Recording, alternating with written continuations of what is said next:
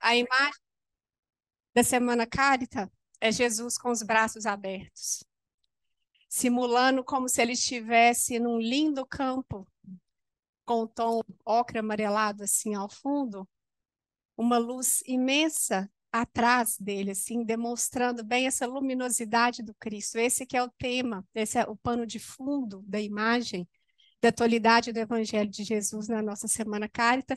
E eu vou falando para vocês as figuras que estiverem aqui no nosso estudo, na nossa conversa. Como o Cláudio disse semana passada, foi uma palavra, ontem, desculpa, foi uma palavra que também me chamou muita atenção, a questão do compromisso. O que eu posso falar com vocês é que teremos muitas emoções. Falaremos sobre emoções, teremos muitas emoções, e o nosso objetivo é que a gente faça as pazes com as nossas emoções. Quero que a gente sinta daqui, saindo daqui estimulado, convidado a estar de mão dadas com as nossas emoções, muitas delas que nós negamos, não gostamos de admitir que temos, muito em especial as nossas emoções básicas. Só que para a gente chegar nesse plano das emoções, eu vou precisar voltar no Cláudio.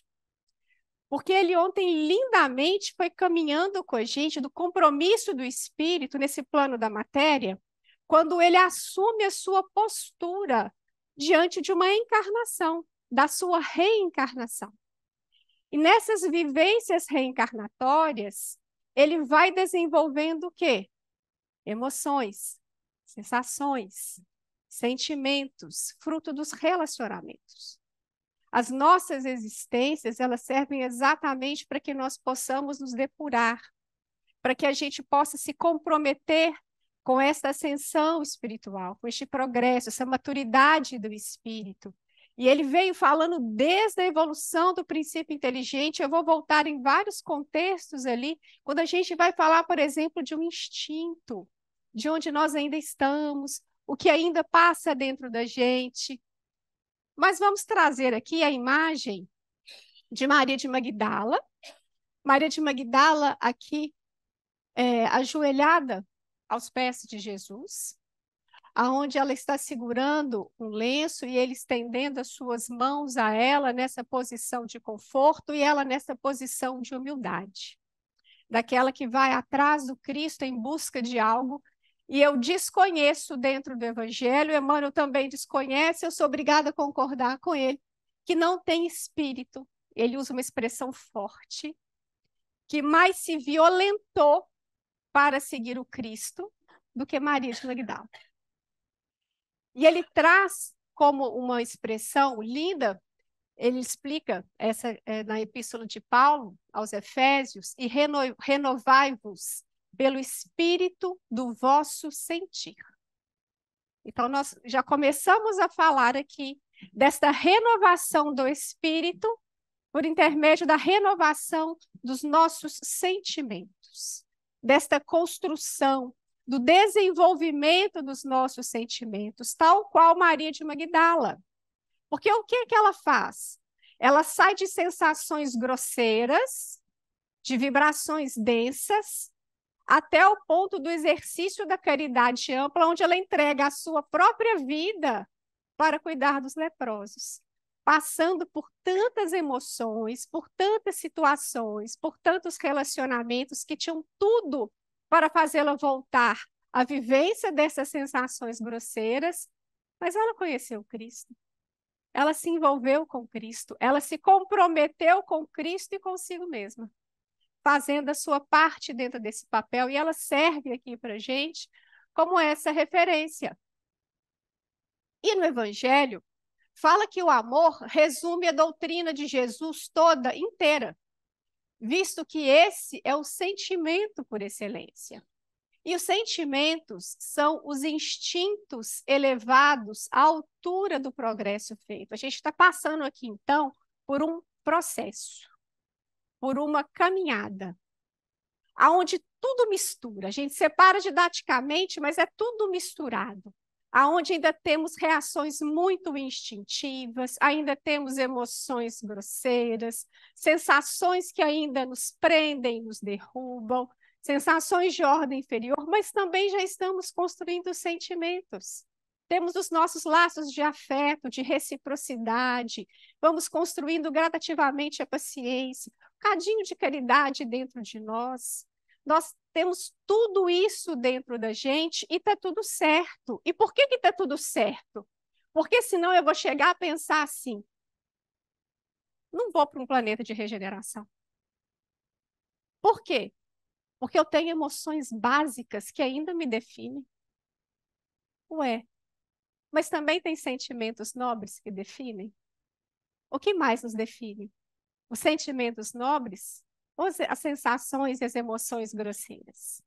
E a gente precisa se perceber que trazemos o joio, mas já estamos desenvolvendo o trigo, devagarzinho, na nossa caminhada, e está tudo certo.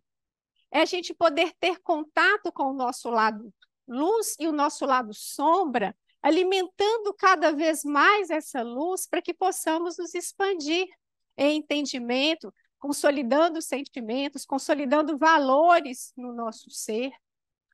E nós, na nossa origem, só temos ou tínhamos só instintos. E quando Kardec conversa com os espíritos sobre os instintos, Kardec fala que os instintos têm um conteúdo reativo, sem uma participação da inteligência, sem participação da razão. A gente vai simplesmente reagindo mecanicamente diante das situações. Temos momentos instintivos? Eu também os tenho. Que bom, detesto ficar sozinha nesses contextos. Só que quando mais avançados, e é interessante que ele fala em corrompidos, ou seja, ainda está bem lá na base, nós temos sensações. Aonde a gente vai conversar desse plano dessas sensações nas nossas emoções. E quando instruídos e depurados, nós temos sentimentos. E aqui ele vai falar de sentimentos bons, de sentimentos nobres, de sentimentos elevados, de valores que vamos construindo.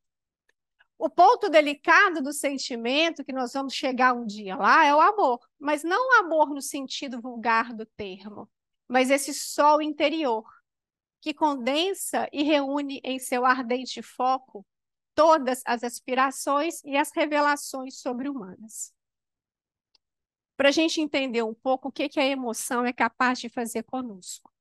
Ontem o Cláudio, quem não viu a palestra, gente, quando ela for por YouTube, veja, porque são reflexões muito interessantes. Quando ele falou da vivência que nós tivemos no situar o espírito, primeiro situar no prelo. Eu, Cláudio, Cida e Marisa. E foi, né, Beth nos conduziu no nosso momento reencarnatório. E o Cláudio trouxe a vivência dele, e eu vou trazer para vocês a minha. No momento que a minha memória se abriu e eu consegui perceber, era um lugar maravilhoso, lindo, um verde, uma natureza de cores maravilhosas, de flores, de formatos lindos. Mas tinha um espírito sentado ao lado de alguns poucos outros espíritos, olhando para o rio, era uma lagoa, um rio que estava paradinho, a água estava tranquila, e eu olhando para baixo. E uma pessoa toca no meu ombro, vira para mim e fala assim: vamos, está na hora de reencarnar. O Cláudio chorou de alegria. Eu virei para esse irmão e falei: eu não quero ir. Ele falou: não. Eu falei: não. Eu estou com medo. Ele falou: medo? Sim. Ele falou: a irmã está com medo de não dar conta? Eu falei: é. Eu tenho medo de não dar conta de fazer tudo que eu preciso fazer. Eu tenho medo de não conseguir, eu tenho medo de errar. E ele virou para mim, me levantou, colocou a mão no meu ombro e falou: não fique assim. nós estaremos sempre ao lado do irmão. E eu vim, dentro de outros contextos dessas mesmas vivências, onde foi desenhado à minha frente a minha primeira família. Minha mãe, meu pai, meu irmão. E mais uma vez, a vibração, a primeira vibração que veio foi o medo. E uma sensação absurda de solidão, de rejeição. A vinda da Renata para o plano da matéria, para mim, foi extremamente difícil. Foi extremamente doloroso. Mas eles cumpriram com a sua missão, sua missão não, com a sua promessa. Porque um componente da personalidade da Renata é o componente mediúnico, aonde a percepção do plano espiritual, a vibração sustenta absurdamente a minha fé. E o que que as emoções fazem? Eu falei com vocês o medo, a insegurança. A Renata, quando nasceu, eu nasci com hérnia umbilical, dos dois lados. E dentro de um sentido holístico, a hérnia inguinal tem a ver com pressão das emoções. Quando as emoções são mais fortes do que o espírito consegue suportar. Eu operei com 1 mês de vida. E neste mês, nesse mês, nessa cirurgia, eu contraí infecção hospitalar que em vários órgãos que poderia se instalar, se instalou aonde? No rim, que é o órgão representativo do medo. É isso que uma emoção pode causar no espírito, desde a sua concepção. É isso que nós fazemos conosco, quando não elaboramos as nossas emoções. E eu agradeço absurdamente esta casa e a doutrina espírita e a Jesus ter a possibilidade de estudar as emoções à luz do Evangelho. Por isso que eu falei que o convite é que a gente possa fazer as pazes com as nossas emoções, para que possamos fazer novas construções.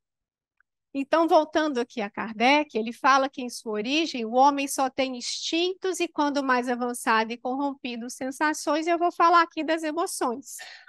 Guardem o que eu vou dizer. O que que são emoções? Emoções são forças divinas da alma que impulsionam ao progresso. Se é uma força divina da alma que impulsiona ao progresso, as emoções, em sua essência, são ruins? Não. Elas são, inclusive, necessárias. Se elas são forças da alma, inerentes de todo ser humano, próprios de todo e qualquer ser humano, tem como eu não senti-las? Muita gente me pergunta isso. Como é que eu faço para não sentir? Já falo de cara, não tem jeito. Vocês querem ver? Quem aqui é do meu time que detesta barata? Eu acho um ser repugnante. Confesso, o meu sentimento para barata não é caridoso, Cláudia. Aquelas anteninhas olhando assim para a gente. É péssimo, não é? E é isso. Muito bem. Flavinha e Dudu, quando eu coloquei do medo, tem exatamente essa fisionomia que você não viu que você fez, mas ela está aqui com essa carinha de pânico, assim, é uma mulher com uma cara de pânico no escuro, com a mão na boca, assim, as 2 mãos na boca, assim, com os dedos na boca, de pânico. Estava eu lindamente adormecida na minha cama outro dia.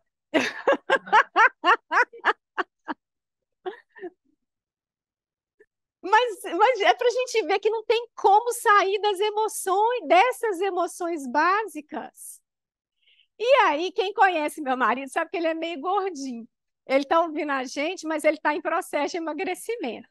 Então, aí estávamos dormindo, aí de repente ele dá um pulo da cama. E ele fala, eu falei, o que que foi, Valmer? Ele falou, um bicho aqui. Mas a reação dele foi muito intensa. E eu falei assim, um bicho não é um mosquitinho. Aí eu falei, vou acender a luz. Nesse processo, algo passa no meu pé. Eu fui muito veloz, a luz mais rápida que a velocidade da luz, e estava aquele ser maravilhoso na minha cama, assim, passando, virei em minha direção. E elas têm uma força atrativa, né, gente? Parece que elas miram a gente, balançam as antenas e vêm. Eu saí igual a louca, desembestada do quarto, pulando igual doida. E aí ele vai lá, todo valente, mata barata. Aí ele vira para mim e fala assim: imagina se fosse você dormindo com a Catarina no quarto. Catarina é minha filha, de 4 anos. Você dormindo com a Catarina no quarto e aparecesse essa barata, o que que você ia fazer? Eu saí ela correndo, ela com você com ela nos braços. Eu falei, de jeito nenhum. Ia sair eu correndo, louca pelo quarto, e falando: vem, filha, sai daí, vai, vem cá, me mata. E aí, se voasse, nem ele matava, porque ele também morre de medo. Esta é a reação do medo. Tem como não sentir? Não tem. É impossível sentir. É igual a sensação da raiva, que tem um homem ali com uma cara de cólera absurda, ele está com a boca aberta e os olhos fechados, as veias do pescoço toda aparecendo, de ódio, de raiva. Eu trouxe 4 emoções básicas. As pessoas, muitos estudiosos, diferem da quantidade das emoções básicas. Eu fiquei com aqueles que ficaram nas 4, da raiva, da alegria, da tristeza e do medo. Fiquei com estas 4. Então, quando a gente sente raiva, se nós estivermos lindamente andando pela casa e o nosso dedinho encontrar um móvel, quem de nós fala, obrigada, Deus, eu tenho um dedo? A gente não fala. O que que a gente sente? Raiva, dor. Da dor, você vai sentir o quê? Você vai parar na dor? Você não tem raiva do móvel? Você já está, então, não estou nada. Nascendo. Você está melhor. Eu prefiro ficar só na dor. É aí que a gente não. Olha, porque quando o ego escolhe, é que dá trabalho. O problema é quando o ego escolhe o que, que ele vai sentir naquele momento. E é aí que desmorona. Então, não vamos escolher. Eu tenho um probleminha básico para digitar no WhatsApp. Eu não sei se vocês têm, mas eu tenho uma certa implicância com quem desenvolveu aquele teclado, que os dedos, por exemplo, eu escrevo lá Renata, sai Reanta, Reanta, aí eu volto Reanta, Reanta, e não sai o Renata. Na hora que eu vejo, eu estou apertando o botão do telefone, chegando diante quem colocou um teclado daquele, e vejo aquelas meninas jovens com aquelas unhas desse tamanho, pontiagudo, que eu assim, sem conseguir digitar algo que não seja o Reanta. O que que eu tenho? Raiva. Aí eu vejo a minha filha, quando ela está mexendo no celular e algo sai no esquadro, ela fica lá, taf, taf, taf, taf, taf. Aí ela grita de ódio, falo, filha, adianta isso, minha filha. Não vai te levar a lugar nenhum. Não é assim que a gente conserta o telefone. E, na verdade, é exatamente isso que eu faço quando saio reanta. Porque o que, que vem na hora? Raiva. E eu me vejo comportando como a minha filha de 4 anos. Quando a gente fala da tristeza, é muito difícil passarmos por um momento de perda, um momento de dor, e não sentirmos, ainda que temporariamente, tristeza. Dói. a gente se entristece. Nós vamos conversar um pouco mais à frente que o complicado é quando essa tristeza ela sai dessa zona da emoção, que é uma força de alma passageira, temporária, reativa em seus conteúdos vibracionais e reativa também nos nossos conteúdos físicos. O batimento acelera, a gente libera endorfina, libera aquele tanto de hormônio. É diferente dessas reações que são e deveriam ser passageiras, para quando essas emoções encontrarem morada. Vocês querem uma diferença? Raiva e mágoa. Vocês conseguem identificar a diferença? Uma coisa sou eu chutar um móvel, pegar um telefone, vontade de jogar ele na parede, isso é raiva. O outro sou eu discutir com Lúcia e isso ser o grande motivo das minhas reflexões, dos meus pensamentos ao longo de meses, anos e encarnações. Eu trago essa emoção para o plano do meu pensamento. Eu vou criando sentimentos a partir disso. A emoção deixou de ser uma simples emoção. E aí ela se transforma num sentimento que pode nos adoecer. Este é o problema. E temos também a alegria. Né? Aqui eu coloquei, quando eu falei da tristeza, eu coloquei uma imagem de uma pessoa sentada num pier de frente para o mar, mostrando essa noção de distanciamento, essa noção de que ela está de fato muito longe e introspectiva, distante de uma realidade. E quando eu trouxe a questão da alegria, eu trouxe uma criança com uma florzinha, uma menina com uma florzinha na cabeça, com os dois dedinhos apontados para cima num joia, mostrando que ela está extremamente feliz. E a felicidade, ela tem a ver com as nossas sensações de bem-estar, alegria, alegria tem a ver com as nossas sensações de felicidade, de bem-estar, alegria é esta emoção, a felicidade, esse sentimento que se constitui, e nós vamos conversar a respeito disso. Então, as emoções, tem um livro muito lindo, eu tenho que agradecer esse livro a Elô, que me apresentou, chama Cultivo das Emoções, o escritor é um psicólogo chamado Marlon Rickdown, chama Cultivo das Emoções, aonde ele vai falar que as emoções, elas são como uma semente, e elas são forças que impulsionam, movimentam a alma, e elas são forças potenciais. Olha que legal.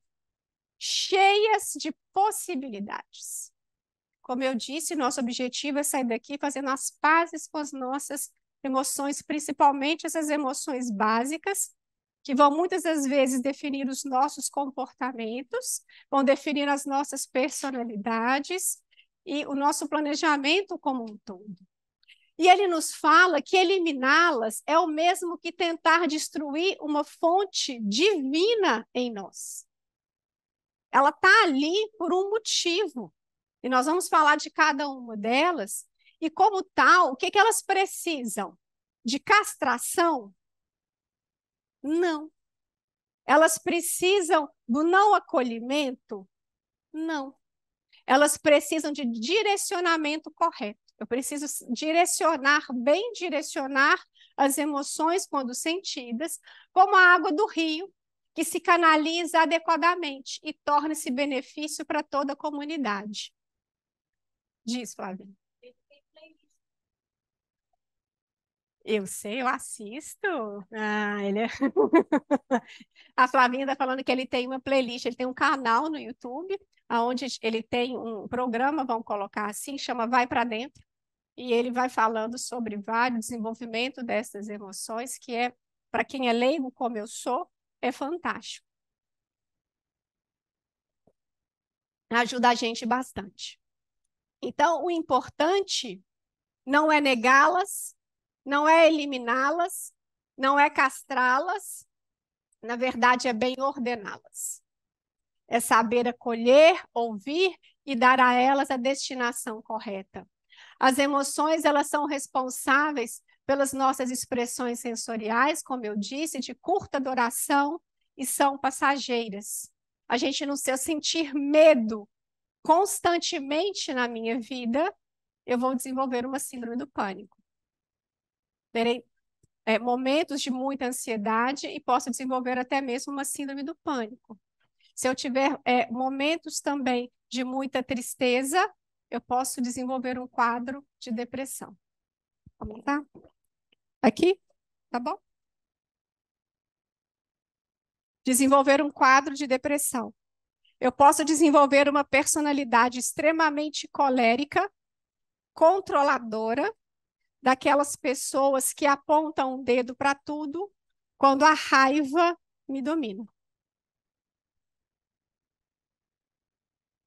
E aí, como essas emoções estão muito presentes na nossa vida e essas emoções que vão desenvolvendo os nossos sentimentos e a nossa postura, os nossos relacionamentos, isso foi objeto, inclusive, de pergunta de Kardec para os espíritos. Então, na pergunta 908 do Livro dos Espíritos, ele fala como se poderá determinar o limite onde as paixões deixam de ser boas para se tornarem más. Como que as nossas emoções deixam de ser emoções vitais boas, necessárias, para ser algo ruim que a gente alimenta. E os espíritos respondem a Kardec que as paixões são como um corcel, que só tem utilidade quando governado e que se torna perigoso quando passa a governar. Quando Jesus fala a respeito do tesouro, onde está o seu tesouro, aí está o seu coração. Quando Jesus fala do homem do mundo e o homem no mundo, do homem de bem, então quais são os nossos valores? Porque esses valores nos governam. E se estas emoções se transformarem em paixões, e essas paixões forem desgovernadas, a chance de nós nos equivocarmos é muito grande.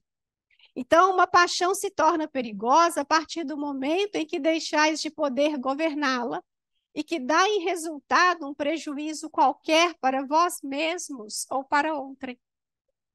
Quando a gente permite que as nossas paixões, por exemplo, dominem um ciúme de um casal, e esse ciúme pode levar um deles a cometer um crime passional.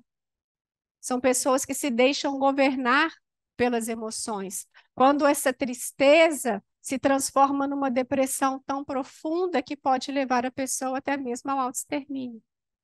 É porque deixou que esta emoção tomasse conta, virasse essa paixão desenfreada na vida do espírito. Mas ele fala do ponto necessário e positivo destas emoções, ele vai dar o nome aqui de paixões, enquanto alavancas que decuplicam as forças do homem e o auxiliam na execução dos desígnios da providência. Elas são necessárias, precisamos dessas emoções basais para que possamos nos expandir, possamos sair de onde estamos para estar em estágios mais elevados das nossas percepções, dos nossos sentimentos, dos relacionamentos, da nossa convivência. Mas se em vez de as dirigir, deixa que elas o dirijam, se a gente deixar que as emoções nos dirijam, nós caímos nos excessos. E a própria força que, manejada pelas suas mãos, poderia produzir o bem, contra ele se volta e o esmaga. Vocês querem um exemplo? Saulo de Tarso.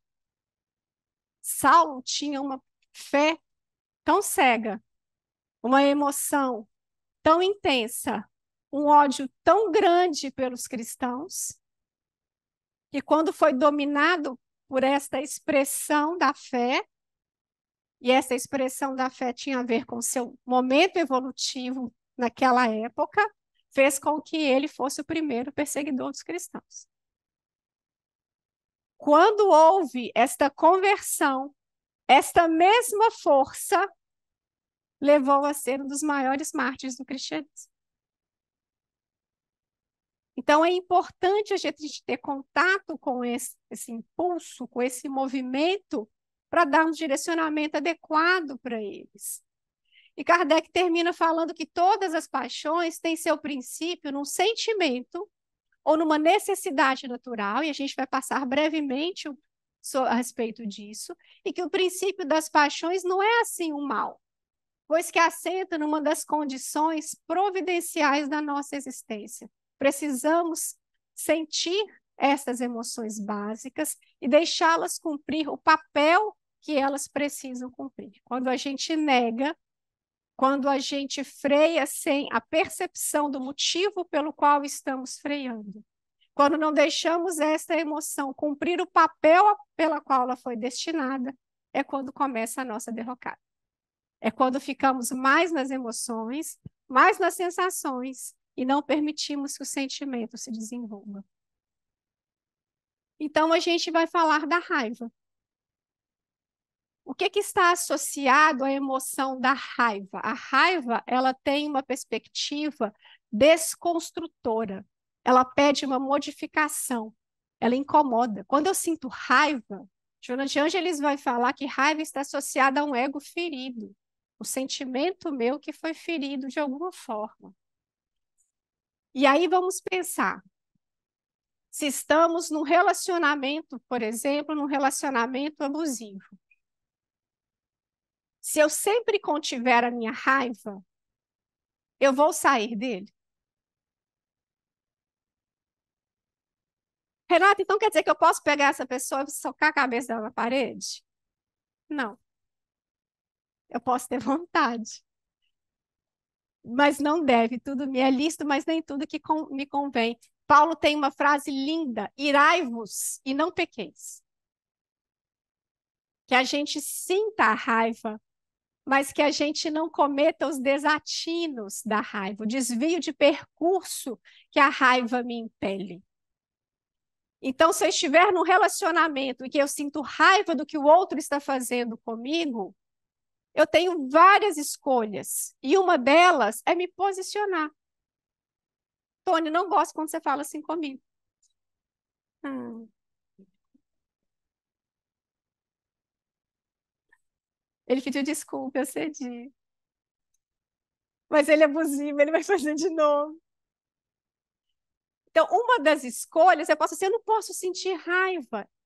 Alguém já ouviu falar que não pode sentir raiva de pai e mãe? Não é? Aí, quando você vai para terapia, a minha nem está ali. Qual que é a primeira emoção que vem quando você senta diante de um terapeuta? Raiva.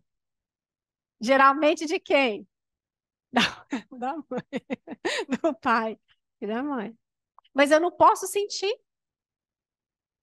Você não, dona Conceição. Senhora não. Senhora não. Não, de jeito nenhum. A senhora foi mãezona, viu?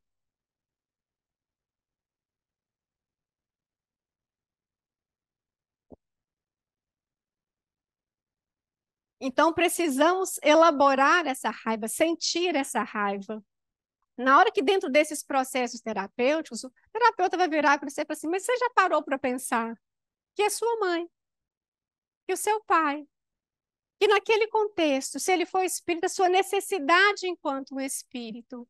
Ele virou para mim e falou assim, não sinta raiva? Não. Ele trouxe um esclarecimento de uma situação que me incomodava e às vezes essa reação, eu saio, tiro a raiva, né, do plano da emoção e vou colocar ela enquanto um sentimento de que de ódio, de mágoa. Eu tiro ela daquele momento, daquele espaço momentâneo e vou carregando ela às vezes existências, existências e existências. Mas qual que era o objetivo dela? Virar e falar assim: olha, eu não gostei do que aconteceu lá atrás. O que aconteceu lá atrás vai definir como que eu vou me relacionar com fulano, ciclano, beltrano, ou com uma profissão, por exemplo, hoje. Ao invés de sentir o incômodo e construir outros sentimentos, outros valores, outros entendimentos diante daquela mesma situação. O que é que a gente faz? O espírita sente raiva? Não posso. De jeito nenhum, o espírito não pode sentir raiva. Você já viu espírita xingar no trânsito, contar do lado de outro espírita? Não xinga. Não pode, é feio. Você não vai para o plano espiritual superior, você não pode sentir raiva. Você tem essa emoção grosseira dentro de você aí ainda, não é possível. Que você xinga, você pensa mal, você fala palavrão, você sente raiva se você é, é, tem, por exemplo, vergonha. Se eu pego a Cida, que é vergonhosa, viro para ela e falo assim: Cida, vem fazer a prece. Aí ela vai ficar fazer assim. Que raiva da Renata. Aí eu vou virar para ela e falar assim: Cida, você ficou com raiva? Não, tia Rê, de jeito nenhum. Tá ali por dentro, morrendo. Mas o que é que a gente sente? Raiva. Raiva porque a Renata chamou. Raiva porque ela ainda traz esse componente da vergonha. Tem raiva dela própria. E a gente nega que sente raiva, ao invés de virar e falar assim: por que que eu senti raiva? Ah, porque ela me expôs. Eu senti raiva porque eu ainda carrego essa questão da introspecção. E ela me tirou desse lugar. Ela só vai saber que a introspecção a incomoda se ela permitir que a raiva passe, mas sem que ela vá para casa e ficar 4 meses pensando em mim com um certo rancorzinho.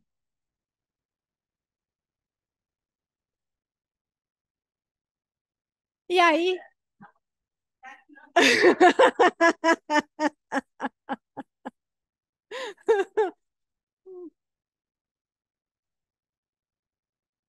e me dá um abraço. É, quando a gente fala da tristeza, olha que interessante a tristeza. Ela serve, a energia dela, o motivo pela qual ela existe, é a introspecção. Voltarmos para dentro da gente. Se eu estou num determinado momento de dor, de luto, eu vou pedir a minha introspecção. Eu preciso parar para acolher, ouvir, sentir aquele momento de tristeza, aquele momento de dor. E o que que às vezes um espírita tem por hábito fazer? Tá doendo? Vou trabalhar mais. Eu vou ficar na casa espírita de segunda a segunda. Eu vou criar mecanismos de fuga. Não, tá tudo bem, tá muito tranquilo. Assim, a Cida falou mal de mim para a fundação inteira, mas assim, é o momento dela, né? Eu tô bem, né, eu entendo, é esse o momento dela mesmo, é isso. Aí a Renata vai querer não vir mais à fundação. Renata não vai mais atender o telefone dos colegas e dos amigos da fundação, porque eu fiquei muito o quê? Triste. E a depender deste quadro de tristeza e a extensão dessa tristeza, eu posso sim desenvolver processos depressivos. Então, a tristeza que não é bem elaborada, ela pode gerar quadros dificílimos na vida do espírito. E Emmanuel, no livro Coragem, fala que há sim essa tristeza dessa emoção básica, que ela é construtiva, que nos impulsiona para a vida superior. Quando nessa introspecção encontramos o nosso divino, encontramos o motivo dessa tristeza. Um ente querido, um emprego, a gente perdeu, um ente querido se foi. É muito justo e válido que a gente sinta aquela dor daquela perda. E a gente precisa permitir sentir e passar e não reprimir. É muito ruim quando eu escuto alguém que fala assim: ah lá, espírita chorando na beirada do caixão. Queria que ele tivesse o quê? Dançando? Não tem jeito, ele está sentindo o quê? Tristeza. Porque se ele estiver dançando, ele possivelmente estará na euforia. Ele estará num contexto totalmente diferenciado e descontrolado. Então, a tristeza ela serve para virar e falar assim: tá vendo? Tem algo que você está vivendo que está fora do lugar. A evangelização de espíritos fala que quando a gente se entristece e se deprime, é o espírito que saiu dos rumos do seu planejamento reencarnatório. E ele sabe. Ele, dentro do seu inconsciente, ele sabe que em algum contexto ele saiu. E ele se entristece profundamente. Então, existe uma tristeza que ela é boa. Ela me coloca em contato com o meu eu superior, com a minha divindade, então nos encaminha para o trabalho da melhoria íntima perante a sede de ascensão espiritual. Mas existe por ela é produtiva, ela é necessária e produtiva. Volto a dizer, ela é necessária em qual medida? Eu a acolho, olho para ela, dialogo com ela. A Cida é a pessoa da vez. Há muitos anos, Cida me deu uma cartinha. Você lembra que você me deu umas cartinhas sobre as emoções? E uma destas emoções era o medo. E era interessante que era um monstrinho felpudo, assim, todo com os bracinhos abertos. E aí ele falava para a gente acolher o medo, abraçar o medo e conversar com ele. E é isso que a gente precisa fazer com todas as nossas emoções: olhar, acolher, reconhecer, conversar. O que você está fazendo aqui? Por que eu estou triste?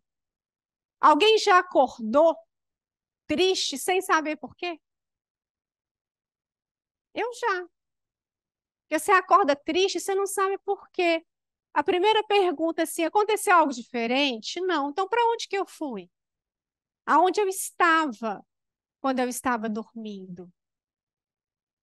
Será que é alguma influenciação? Se é uma influenciação, não é meu. Que recurso eu posso fazer para que essa tristeza não me domine durante aquele dia? Então, eu preciso reconhecer a existência daquela emoção que passa por mim e o que que eu vou fazer com ela. Mas a outra tristeza, essa tristeza destrutiva, que se traja de luto por dentro do coração, todos os dias, podendo espalhar o desânimo, o pessimismo por onde passa. É essa tristeza que a gente não pode deixar acontecer. Oi. Hoje, né, toda tristeza a gente sai correndo médio. É. Nós temos. Ligou. O risco que nós temos hoje é que toda tristeza sentida, nós corremos para o médico e pedimos um remédio para amortecer aquela emoção que nos traria crescimento, aprendizado, e a gente vai para o medicamento e, se não tomar cuidado, nunca mais sai dele. Na criança, ela não pode se frustrar, porque senão ela fica triste. E ela não pode ficar triste, a gente não pode ficar triste, a gente vive numa sociedade que não pode ser triste.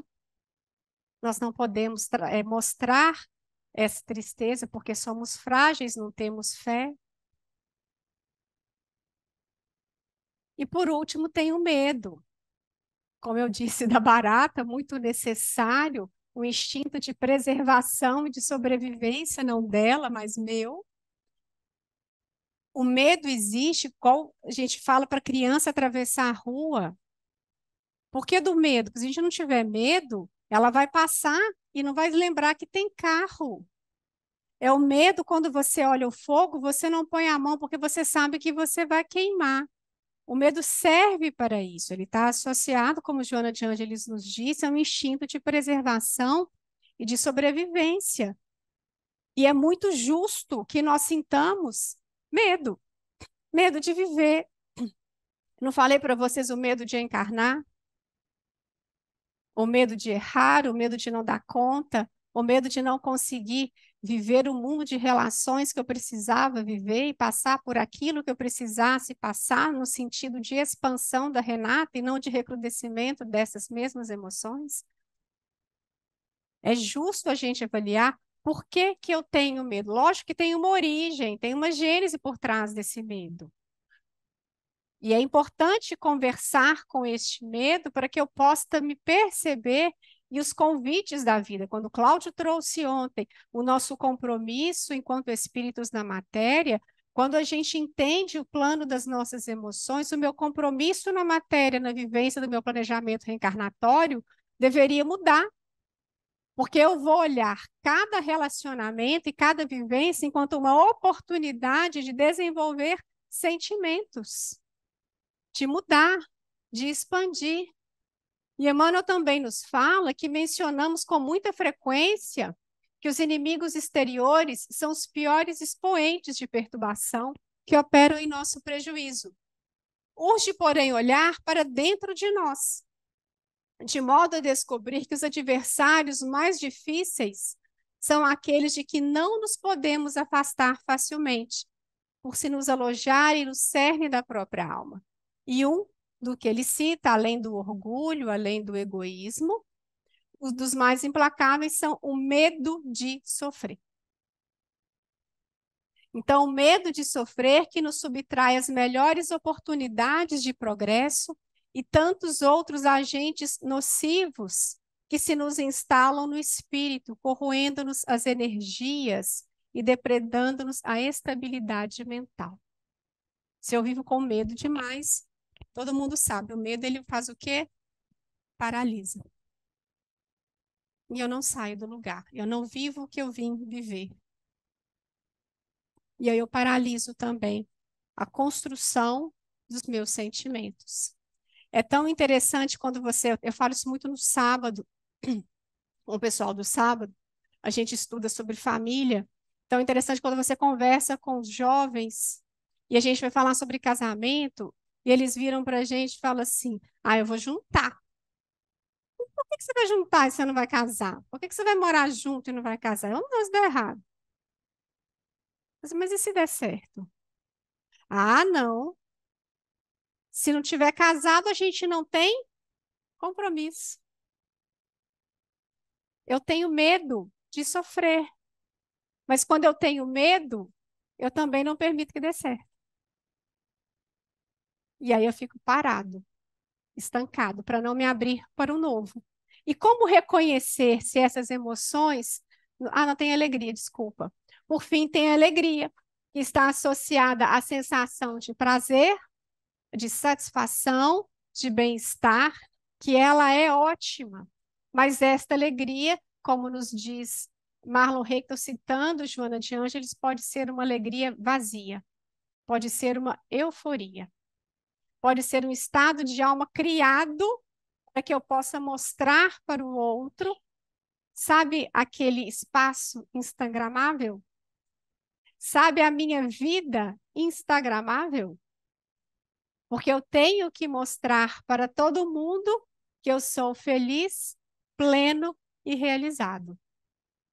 Então, entender e aceitar o estado transitório desta emoção é fundamental para não nos impormos a necessidade de uma alegria constante, em uma conduta vazia e superficial, não condizente com a realidade emocional. Sabe aquela família margarina?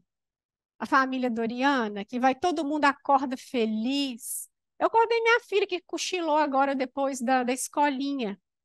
Eu acordei, você tem que ver a alegria que ela acordou. Dando bicudo para tudo quanto é lado, xingando. Xingando não, porque ela não xinga, assim, mas assim, irritada, achando ruim, chorando, berrando. Por quê? Porque eu estava acordando ela. Mas a família Margarina, todo mundo acorda bem, feliz, sem remela. As crianças todas escovam os dentes, se penteiam lindamente, senta todo mundo à mesa com um cachorro imenso, maravilhoso, e todo mundo comendo, o casal que se ama de mão dada, com 3 filhos, um cachorro, e vai todo mundo feliz para a escola e para o trabalho. E aí você olha e fala assim, a minha família não é assim, a de alguém é. É a bailarina do Chico Buarque. A de alguém é assim, porque eu saio todos os dias com minha filha de casa. Minha filha, tá na hora, você tá atrasada. Mamãe, não passei batom. Mamãe, eu não pus o brinco. Mamãe, não sei o quê. Vão, minha filha, você vai perder aula. E sai menino correndo. Volta aqui, põe roupa, tira roupa. É assim. A gente olha e fala assim, nossa, eu não tenho esta vida que passam para mim que eu tenho que ser, e eu me frustro, e eu vou vender uma alegria, ou vou buscar uma alegria que ela não é real. E ela nos alerta, então, que a sociedade contemporânea estabeleceu que a alegria deve ser um estado constante de todos os indivíduos. Então, tem dia que o filho vai irritar, tem dia que o marido, a esposa vai irritar, o trabalho vai ser irritante, o trânsito quase nunca irrita, tem dia que o vizinho vai incomodar. E é isso mesmo. Então, a gente passa aquela questão que todo mundo tem que estar sempre feliz. Então, essa sociedade nos, significa, então, o êxito, uma realização nos relacionamentos, triunfo social, econômico e conquista de posição relevante. Se eu não chegar nesse lugar, eu não sou feliz. E, em consequência, há um estereótipo representado de alegria, mesmo quando o coração chora, o espírito se debate em conflitos e dores não exteriorizadas. E aqui eu vou fazer um parênteses. Quando a gente chega nesses lugares, uma ajuda, gente, é muito bem-vinda. Procurar um psicólogo, procurar um psiquiatra, procurar um amigo para conversar. Uma ajuda, ela é muito bem-vinda. Eu tenho, já não convivo mais com essa pessoa, mas tinha uma pessoa que a gente ligava, eu ligava para falar com A, mas o B sempre que atendia. E aí eu virava para ela e falava: Ei, fulana, tudo bem? Ah, minha filha, não. Hoje, Oswaldo Montenegro tem uma frase, ele tem uma música que chama o Chato. E ele fala o seguinte: como está quer dizer oi. Aí eu ligava todas as vezes, ele falava assim: Ah, minha filha, como é que você está? Ela responde: Eu estou com um problema na coluna. Eu fiquei esse bico de papagaio, já passava por todos, isso eram todas as vezes, passava por todas as massagens que você pudesse imaginar. E ela fazia dali o repositório dela de reclamações. E Emmanuel fala que a gente deve ter cuidado com o excesso de reclamações. Uma é quando a reclamação é uma constante, a outra é quando é uma necessidade. Eu preciso pôr para fora. Eu preciso falar das minhas tristezas, das minhas emoções, das minhas dores, das minhas frustrações, das minhas expectativas. Então, é necessário a gente pedir ajuda. Elô tem uma frase linda quando ela faz a prece da segunda-feira, que ela fala assim: Jesus cura onde dói, porque dói. E a gente deve buscar o recurso das nossas dores. E este recurso das nossas dores está no Evangelho. Eu vou pular aqui por conta do tempo. Como eu vou saber que essas emoções, elas são boas, elas são ruins, como que elas me dominam ou não? É pelo autodescobrimento. É quando nós olhamos para nós mesmos, é buscar o que desconhecemos em nós, essas emoções que me dominam e que atuam sem o nosso consentimento. Torna-se um verdadeiro compromisso moral. O autodescobrimento, ele precisa tornar para nós, espíritas, um verdadeiro compromisso moral. E Jesus já nos fala: conhecereis a verdade, e a verdade vos libertará. E aqui eu vou trazer também a nossa verdade. Eu preciso reconhecer qual é a minha verdade. O quanto que essas emoções ainda me dominam. Não apenas a minha sombra, mas principalmente a minha luz.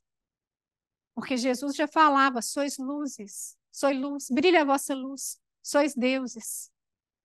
A gente precisa reconhecer as nossas imensas potencialidades de êxito em cada encarnação. Então, eu preciso conhecer a minha verdade, qual é essa verdade que me domina, e confrontar a minha verdade com a verdade do Cristo.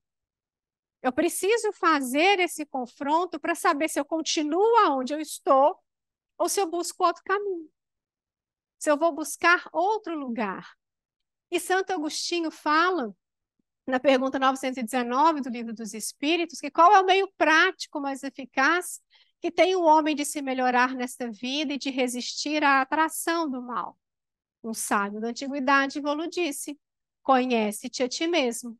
E Kardec continua, porque ele sabe da dificuldade que é, ele sabe do plano das emoções, e ele fala que conhecemos toda a sabedoria dessa máxima, porém, a dificuldade está precisamente em cada um conhecer-se a si mesmo. E qual o meio de conseguir? E aí tem aquela resposta imensa, gigante, da pergunta do Livro dos Espíritos. Eu separei um pedacinho, onde ele fala: dirigir, pois, a vós mesmos perguntas. Interrogai-vos sobre o que tendes feito e com que objetivo procedestes em tal ou tal circunstância. Que emoção, qual a nossa intenção por trás daquela ação, daquilo que aconteceu comigo naquele dia, sobre se fizestes alguma coisa que feita por outrem, censurarias, sobre se obraste alguma ação que não ousaríeis confessar. O conhecimento de si mesmo é, portanto, a chave do progresso individual. Eu preciso conhecer as minhas emoções, eu preciso conhecer os meus sentimentos. Faça o balanço do seu dia moral. Como comerciante, faz o das suas perdas e dos seus lucros. E eu vos asseguro que a primeira operação será mais proveitosa do que a segunda. Se puder dizer que foi bom o seu dia, poderá dormir em paz e aguardar sem receio o despertar na outra vida. Formulai, pois, de vós para convosco questões nítidas e precisas, e não temais multiplicá-las. E para quem tem preguiça, justo é que se gastem alguns minutos para conquistar a felicidade eterna. É justo que a gente se pergunte de manhã, de tarde, de noite, a hora que a gente conseguir parar para fazer isso. E o meio mais eficiente de combater-se o predomínio da natureza corpórea é praticar a abnegação nos nossos relacionamentos. Cláudio trouxe ontem o exemplo do alambique, e eu lembrei exatamente da cepa do Evangelho, que está no Prolegômenos do Livro dos Espíritos, aonde Emmanuel, pegando exatamente aquela primeira frase que embasou todo esse estudo, que nós renovemos pelos nossos sentimentos, aonde fala do padrão do Cristo, como que a gente se renova. A nossa metamorfose é essencial, entretanto, para nós será sempre aquela que nos alcance o imo, o íntimo da nossa alma. O apóstolo Paulo, nessa frase que eu acabei de dizer, impele-nos a renovação pelo sentimento à luz do Evangelho. O esclarecimento e a condução daquela emoção, quando ela vier, tem que ser à luz do Evangelho, para que a partir daí eu construa sentimentos. Para que essa emoção, saindo dos instintos, dessas sensações primárias, elas vão trazendo para o plano de ideias repetitivas que vão se transformar em valores, em sentimentos nobres. E isso equivale a dizer que para renovar-nos em verdade no modelo do Cristo, é necessário, acima de tudo, sentir nos padrões do Cristo, para pensar, observar, ouvir, ver e agir com acerto na realização da tarefa que o Cristo nos reservou. Lázaro fala que o espírito precisa ser cultivado como um campo e que toda riqueza futura depende do que nós fizermos agora. Irá nos granjear muito mais do que bens terrenos, mas sim uma elevação gloriosa. E é então que, compreendendo a lei de amor que liga todos os seres, buscareis nela os gozos suavíssimos da alma, que são prelúdios das alegrias celestes, para que nós possamos encerrar as nossas modificações de padrão, do sentir para o padrão do Cristo. Eu trouxe uma imagem novamente de Jesus, apenas o seu dorso para cima, olhando para o horizonte, onde ele fala: amai-vos uns aos outros, assim como eu vos amei. Que nós possamos construir dentro de nós, pelos nossos relacionamentos, esse amor que nos liga uns aos outros. Foi tão bom quando eu cheguei aqui, num dia que eu não venho comumente, que é às terças-feiras, e eu vi pessoas que eu não via há muitos anos. Onde a gente percebe que pode não ser laços de amor por ainda não ter esta estrutura dentro de mim, mas de profundo afeto, quando eu revi várias pessoas. Quando eu olho para o Antônio, a minha eterna dupla, eu olho para ele e falo assim: quanto eu gosto de você, o quanto eu amo este espírito. Até ele pisar no meu pé, se ele pisar no meu pé, pisar no meu calo. Mas na hora que eu olho para ele, eu falo assim: como eu gosto de você. E como eu gosto de estar com vocês. E como é bom estar neste momento unidos nessas vibrações do Cristo, para que possamos levá-la para os nossos lares. Nessas mesmas vibrações, nos auxiliando a lidar com as nossas emoções, quando esse amai-vos uns aos outros começar no nosso alto amor, mas também aos nossos familiares e aos nossos amigos, estendendo até aqueles que nem tão amigos forem assim. Estamos bem?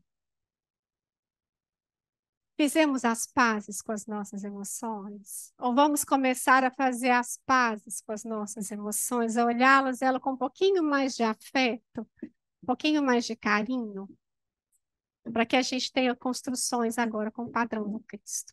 Então, muito obrigada. A gente passou um pouco do horário, a gente fez igual ontem, a gente deu uma compensada. Então, uma boa semana para todos. Amanhã estaremos com a Beth, do compromisso do espírito no plano do pensamento, no campo mental.